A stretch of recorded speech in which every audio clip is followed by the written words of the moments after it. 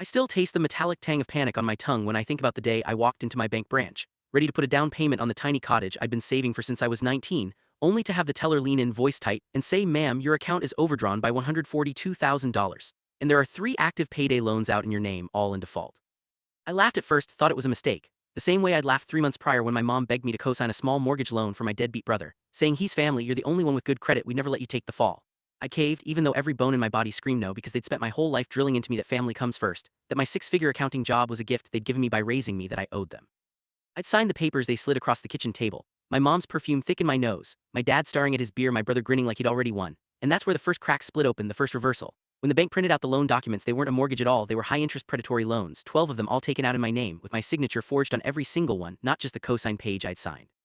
I called my mom immediately, voice shaking, and she snapped, "You're being dramatic, we just needed the money to get your brother back on his feet, you'll make it back in a year." That's when the second reversal hit. My brother wasn't the clueless kid they'd made him out to be. He'd been the one who'd stolen my social security card out of my purse at Christmas, who'd pulled my credit report behind my back, who'd practiced my signature for months on the junk mail I'd left at their house.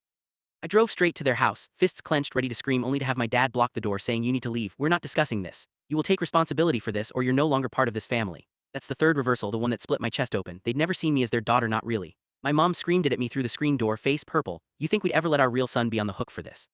You're adopted, we took you in when no one else wanted you, this is the least you owe us." I sat in my car in their driveway for an hour, sobbing so hard I could barely breathe, convinced my life was over, until I called the family lawyer my parents had recommended for years, the one who'd handled my dad's will, who'd always been nice to me at holidays. He agreed to meet me the next morning, said he'd fix this, said he'd stand with me, but when I sat down in his office, he slid a settlement agreement across the table, saying, "Your parents have agreed to make minimum payments for 6 months if you sign this saying you authorize the loans. It's the only way to keep this out of court, to keep your family intact." That's the fourth reversal. He wasn't my lawyer, he'd been working for my parents this whole time, had even helped them structure the loans to make it look like I was liable.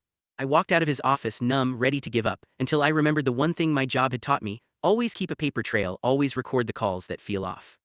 I'd recorded every single phone call with my parents about the loan, every conversation with the lawyer, I'd scanned every document they'd ever given me, I'd even installed a hidden camera in my purse when I went to their house to sign the cosign papers. Footage that caught my brother admitting he'd forged my signature, my mom saying they'd lie to the bank if it came down to it.